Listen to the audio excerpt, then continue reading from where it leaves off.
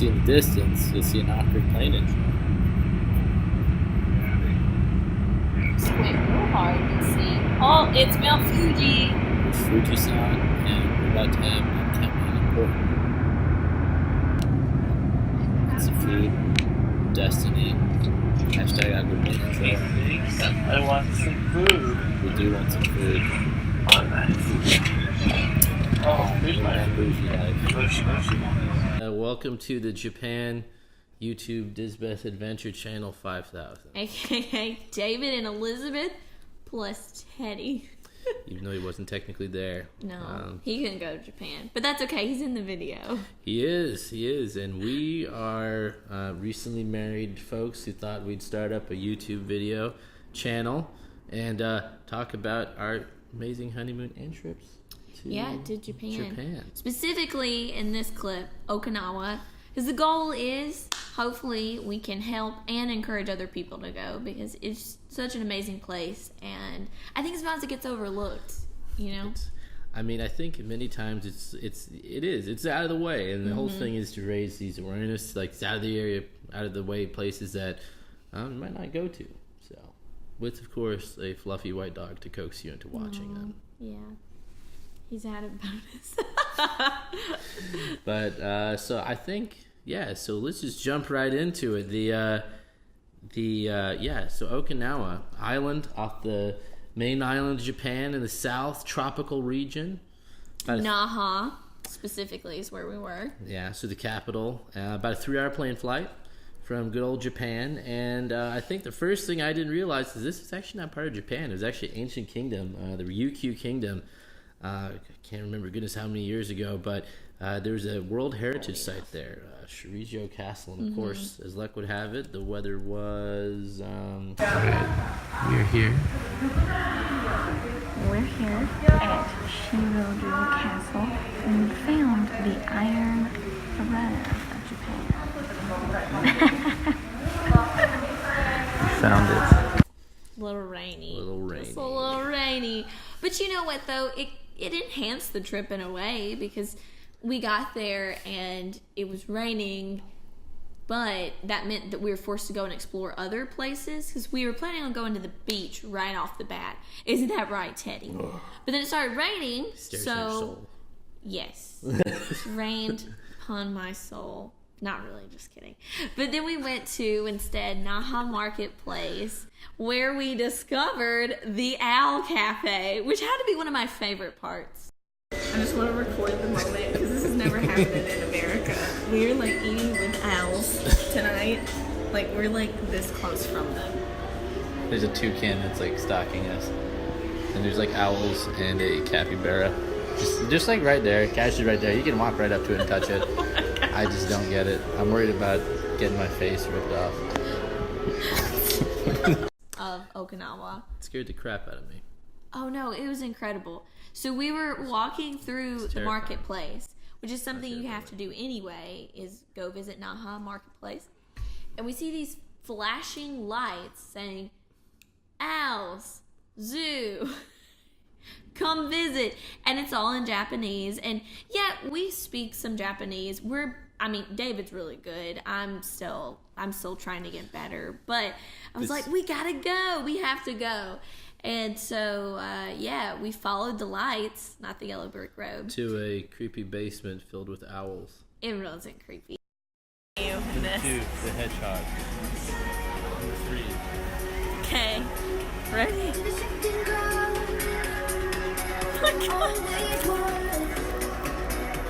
Where are we? He's just joking. But it was really full with owls. From the top of the ceiling to the bottom of the floor, there were owls just hanging out. And you walk in. It was too many owls. Okay. So, most people eat dinner with themselves, but tonight we're eating with our feathered friend. I'm scared. The lack of rules is a little scary. You literally can walk right up and touch a capybara and a toucan, and the lack of rules is scaring my neurotic David brain. Holy oh my Oh my!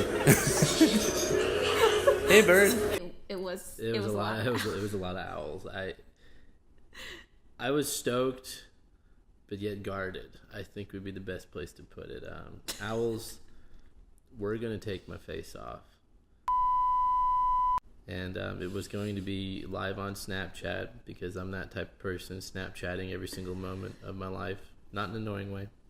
Well, the trip at least. Yeah, the trip. Snapped a lot, but filters don't help with a ripped off face. I mean, they don't.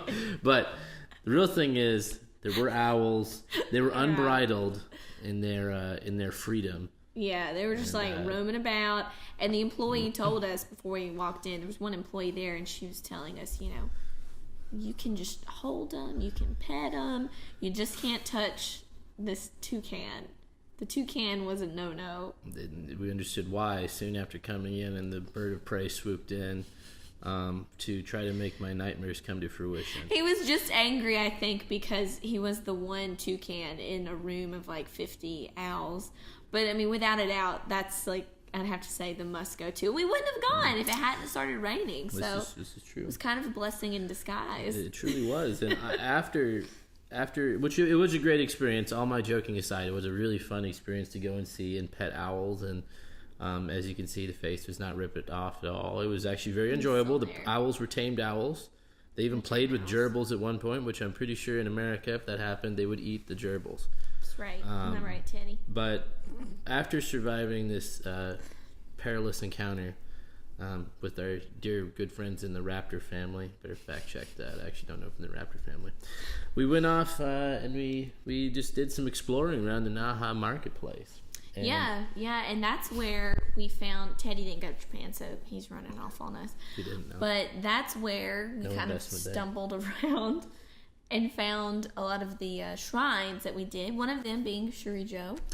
So yeah, it was a beautiful, beautiful place. Really, it was just a shame it was raining. But the indoor part, great place to go actually if you're indoors. That and the aquarium, which we didn't make it to, but. It was really great. It has a little piece of history and everything, including a very astounding collection of art that was inside of it, from very rare woodblock prints that didn't survive the war and a few other things that you can only really see in Okinawa. And and to think it's an ancient kingdom. Yeah, and we were walking the whole island, really. And it was quite beautiful. There's more than beaches. Beaches are great, and we'll touch on that a bit too. But man, there's some really good solid history there, along with the food was the other thing of note too. Food, so good. But I will say, before you give your input on food, because this is David's expertise, he knew where we were gonna go. We intentionally went to places that were a little, as our channel name indicates, off the interstate. They were a little off the beaten path. So it may not be for everybody because it was different. Most of the places we ate at were typically a little different type of cuisine than you would find in America. Which was the goal. It was great. Yeah, that was the goal. Yeah, so I would say that's the way to do it. I mean, yeah, I think we had a really good sampling of a little bit of everything. Oh, I think, but the favorite though, I don't know if it's my favorite. It's my close favorite, barachos. So barachos. Now, if you had asked me, hey David, on your honeymoon, what exactly are you planning on doing? You would not hear me say eat in a Mexican restaurant in a tropical island 3 hours away from the main island, Japan, which is what we did. Mm-hmm. And growing up in New Mexico, I was like Mexican food, Japan. I mean, but they haven't done. What's this gonna be like? But, and it was so cool to see Okinawa, Japan's twist on Mexican food. It was like, I don't know how to say it, but it was just very meticulous. I was actually kind of I just don't know how to put it. Everything was just very clean and meticulous and everything. Mm-hmm. And they had some of the best food ever. Yeah. The tacos were not what they're like here. I'd say you get kind of a wide array of different meat, and they're maybe a little juicier here. I mean, David's not complaining because he liked really them. Love tacos. I just delicious tacos. And really, one thing I could say keeps me going throughout life is tacos, and the fact that they are in Japan. Makes me very happy inside. Yeah. So yeah, they have Mexican food, but favorite place I think was a taste of Okinawa. Yeah, so we got to meet this chef.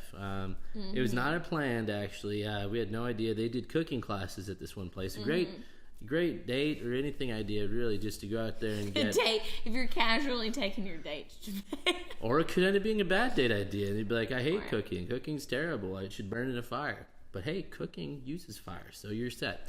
So good honeymoon idea. Yeah, so if you get a chance to go, get a good class from our dear friend out there. And we got to talk and... Just really a world traveling chef. Yeah, world traveling chef, and she uses a lot of a plant that's found there. Well, I say plant, vegetable. The purple potato. Benimo. Benimo. Of which you can find Kit Kat flavors. Plug. Yeah, it's delicious. It's delicious. It truly is like as purple as my little sweatshirt. The purple. That I have on. Yeah, it was the royal great. yam.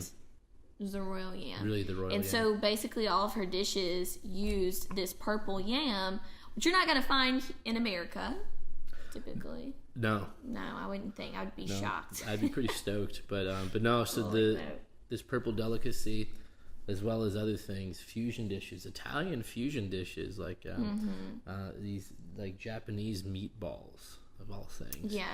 Really adding a nice Western flair to, or I guess a European flair to Japanese food, which was really quite a nice harmonious experience for me. And I hope part of this marvelous experience was just the Japan already has great food, but I think that, my goodness, it was just over the top being able to meet the chef and then direct experiences and eat crepes. Oh yeah, the crepes.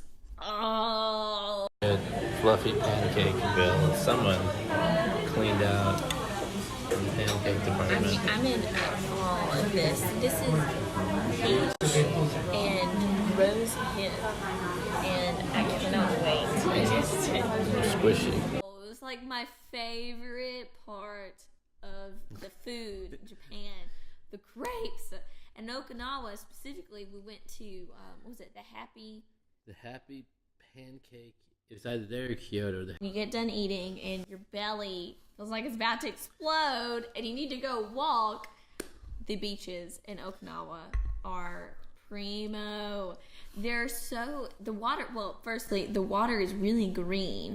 So it has this nice like aqua tint to it and you can see to the bottom.